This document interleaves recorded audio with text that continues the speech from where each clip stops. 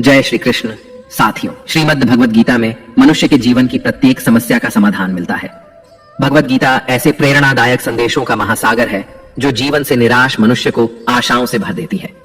मित्रों, मुझे पूरा विश्वास है कि इस वीडियो को पूरा अंत तक देखने और शांत मन से इसकी बातों को सुनने और समझने के बाद न केवल आपके मन को असीम शांति का अनुभव होगा, बल्कि आपके विचारों में और जीवन में भी बहुत ही सकारात्मक बदलाव अवश्य आएंगे। मैं यह गारंटी के साथ कह सकता हूं कि जो कोई भी इस गीता सार को पूरा अंत तक सुनेगा और इसके ज्ञान को अपने जीवन में उतारेगा, उसे अपनी हर समस्या का, हर परेशानी का समाधान अवश्य मिलेगा। उसे वह सब कुछ मिलेगा जो वह पाना चाहता है। इसलिए इस भगवद गीता सार को आप हर रोज सुबह और रात में सोने से पहले अवश्य सुने। दोस्तों, श्रीमद् भगवद गीता में भगवान श्री कृष्ण कहते हैं, जो भी मनुष्य श्रद्धा से युक्त होकर और दोषों से रहित होकर इस गीता शास्त्र का अध्ययन, श्रवण और मनन करता है, वह सभी पापों से मुक्त होकर मेरे परम धाम को प्राप्त होता है। साथियों, इसीलिए कहा भी जाता है कि जिस घर में भी श्रीमद् भगवद गीता का पाठ हर रोज पढ़ा और सुना जाता है, उस घर में कभी कोई संकट या परेशानी नहीं आती। भगवान श्री कृष्ण की कृपा और आशीर्वाद हमेशा उस घर पर बना रहता है और जीवन सुख, संपत्ति, धन, वैभव और आनंद से परिपूर्ण हो जाता है। मित्रों, कुरुक्षेत्र की युद्ध भूमि में हुए महाभारत के भीषण युद्ध के प्रारंभ में ही अर्जुन युद्ध भूमि में अपने चारों तरफ युद्ध की इच्छा से आए हुए अपने परिजनों, भाई बंधुओं और गुरुजनों को देखकर घबरा जाता है, निराश और हताश हो जाता है और बहुत ही दुखी होकर वह श्री कृष्ण के समक्ष अपने दुख और दुविधा को प्रकट करता है।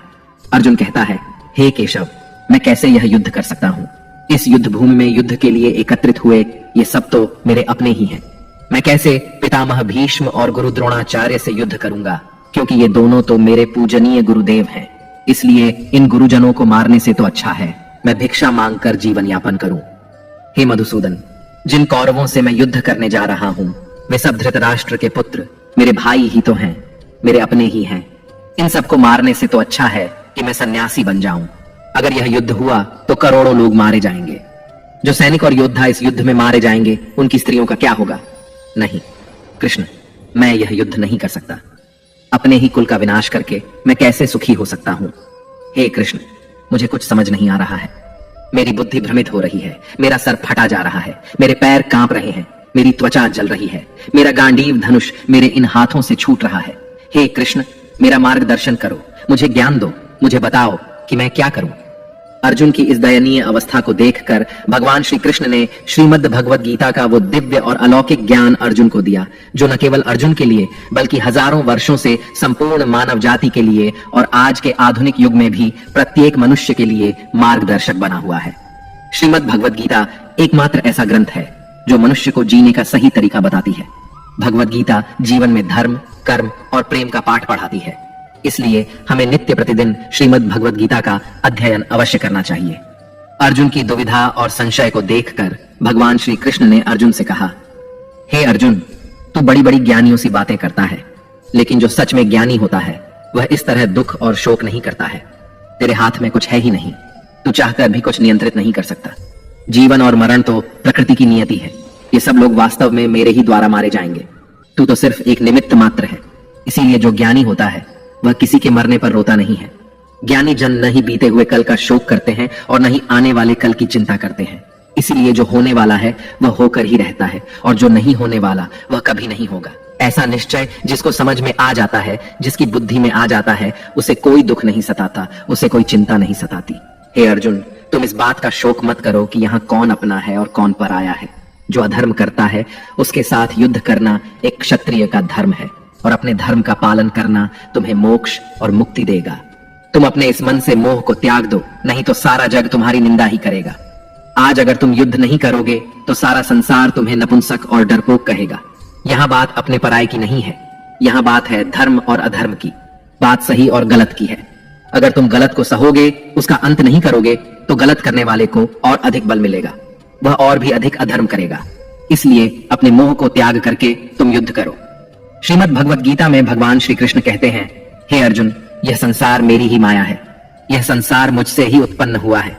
मैं ही इसका पालन पोषण करता हूँ और मैं ही इस सृष्टि का विनाश भी करता हूँ। मैं भूत, वर्तमान और भविष्य के सभी प्राणियों को जानता हूँ, लेकिन वास्तविकता में मुझे कोई नहीं जानता। श्री कृष्ण कहते हैं, जिस तरह प्रकाश की ज्योति अंधेरे में चमकती है, ठीक उसी प्रकार सत्य भी चमकता है। इसलिए मनुष्य को हमेशा सत्य की राह पर ही चलना चाहिए। मृत्यु एक अटल सत्य है जिसे कभी बदला नहीं जा सकता है। इस संसार का जब से निर्माण हुआ है तब से जन्म मृत्यु का चक्र चलता आ रहा है। जिस प्रकार मनुष्य अपने पुराने वस्त्रों को त्याग कर नए वस्त्र धारण करता है, ठीक उसी प्रकार आत्मा पुराने व्यर्थ शरीर को त्याग कर नए शरीर को धारण करती है। यही प्रकृति का नियम है। इस सत्य को स्वीकार करके भय मुक्त होकर आज में ही जीना चाहिए। ज्ञानी व्यक्ति न तो मरने वाले का शोक करते हैं और न ही उनका मोह करते हैं जो अभी जीवित है, क्योंकि वह जानते हैं कि जो मर गया वह फिर से जन्म लेगा और जो जीवित है वह एक दिन अवश्य मरेगा। हे अर्जुन, मैं सभी प्राणियों के हृदय में स्थित सबका आत्मा हूं। संपूर्ण प्राणियों का आदि मध्य और अंत भी मैं ही हूं। मैं ग्रहों में सूर्य हूं, वेदों में सामवेद हूं, देवों में इंद्र हूं, इंद्रियों में मन हूं, मैं ब्रह्मा हूं, मैं विष्णु हूं, मैं महेश हूं, जलाशयों में मैं समुद्र हूं, पर्वतों में मैं हिमालय हूं। इस संपूर्ण संसार में तुम जो कुछ भी देख पाते हो सब मैं ही हूं। भगवान श्री कृष्ण कहते हैं, मन की शांति से बढ़कर इस संसार में कोई भी संपत्ति नहीं है। जिस व्यक्ति ने अपने मन को शांत रखना सीख लिया है, उससे ज्यादा धनवान इस संसार में कोई नहीं। मनुष्य के दुखों का कारण उसका मोह है। जितना अधिक मोह करेगा उतना ही अधिक कष्ट भोगेगा।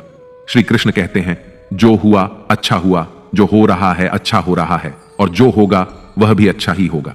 तुम्हारा क्या गया जो तुम रो रहे हो? तुम क्या लाए थे जो तुमने खो दिया? तुमने क्या पैदा किया जो नष्ट हो गया है? तुमने जो लिया यहीं से लिया और जो दिया यहीं पर दिया। जो आज तुम्हारा है वह कल किसी और का होगा, क्योंकि परिवर्तन ही संसार का नियम है। श्रीमद् भगवद गीता में भगवान श्री कृष्ण कहते हैं, मनुष्य को परिणाम की चिंता किए बिना निस्वार्थ और निष्पक्ष होकर अपने कर्तव्यों का पालन करना चाहिए। अपने जीवन की चुनौतियों से भागना नहीं चाहिए और ना ही भाग्य को दोष देना चाहिए। हे अर्जुन, अपने आप को भगवान के प्रति समर्पित कर दो। यही सबसे बड़ा सहारा है। श्री कृष्ण कहते हैं, इंसान अपने जन्म से नहीं अपने कर्म से महान बनता है। जब इंसान अपने काम में आनंद खोज लेते हैं तो वह पूर्णता प्राप्त करते हैं। हे अर्जुन, आसक्ति से ही कामना का जन्म होता है। सदैव संदेह करने वाले इंसान के लिए प्रसन्नता ना तो इस लोक में है और ना ही परलोक में। जो अपने मन को नियंत्रण में नहीं रखता उसके लिए वह शत्रु के समान काम करता है। अशांत मन को नियंत्रित करना कठिन है, लेकिन अभ्यास के द्वारा इसे वश में किया जा सकता है। भागवत गीता में श्री कृष्ण बताते हैं कि पृथ्वी पर जिस प्रकार मौसम का बदलाव होता रहता है, उसी प्रकार हमारे जीवन में भी सुख दुख आते रहते हैं। इनसे हमें विचलित नहीं होना चाहिए। हे अर्जुन, समय से पहले और भाग्य से अधिक किसी को कुछ नहीं मिलता। जैसे दीपक की बाती को दीपक तले छुपा अंधेरा दिखाई नहीं देता, वैसे ही मनुष्य को जवानी के पीछे छुपा बुढ़ापा और कमजोरी दिखाई नहीं देती। किसी भी प्राणी को उसका मन जीवन के अंत तक अपने जाल से निकलने नहीं देता। रस्सी में बांधकर उसे तरह तरह के नाच नचवाता रहता है। वह जीव को इतनी फुर्सत ही नहीं देता है कि वह अपने अंतर्मन में झांककर अपनी आत्मा को पहचाने और आत्मा के अंदर जिस परमात्मा का प्रकाश है उस परमात्मा का साक्षात्कार करे, उसे देख सके। जब भगवान श्री कृष्ण से अर्जुन पूछते हैं कि हे केशव, यह सब मानकर भी कि आत्मा नित्य सनातन और अजन्मा है, उसे शस्त्र नहीं काट सकते, आग नहीं जला सकती, फिर भी प्राणी की आत्मा को दुख सुख शोक खुशी मान अपमान पीड़ा और आनंद का एहसास क्यों होता है? तब भगवान श्री कृष्ण कहते हैं, हे पार्थ, मैंने पहले ही तुम्हें बताया कि सुख दुख का आभास करना आत्मा का काम नहीं, शरीर का काम है। तब अर्जुन कहते हैं, हे केशव, शरीर को दुख और पीड़ा तभी हो